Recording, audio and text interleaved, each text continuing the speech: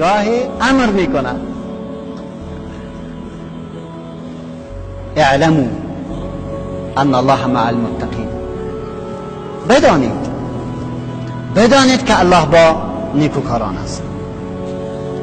اعلموا ان الله مولاکم نعم المولا و نعم النصیر. بدانید، سبحان الله، شما این کلمات رو دقیق شوین.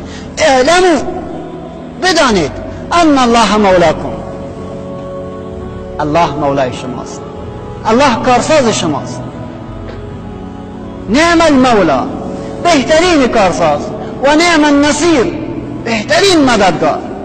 این را بدانید، زیرا انسانی که با ربش تعلق گرفت طبیعتا بزرگ می شود، جایگاهش عالی می شود، اطمینان پیدا می کند، انس به ربش می گیرد، از مخلوق فرار می کند به سوی ربش، عزیز می شود، شکست ناپذیر می شود،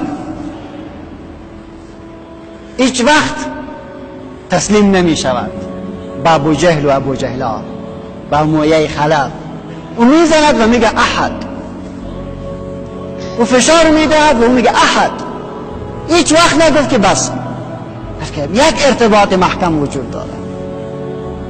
انسانی که ارتباطش با ربش قطع می شود، باز عزتش را در دروازه های مخلوق می بیند، دروازه های مخلوق را تک تک زده رئیس.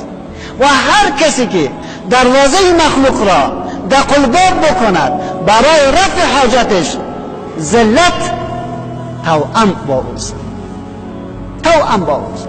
شما کسی را دیدین که دروازه کسی را بزند و سر از او بلند باشد؟ نمی شود. دروازه مخلوق را که میزنی، سرت را باید پایین بگیری. و هر قدر که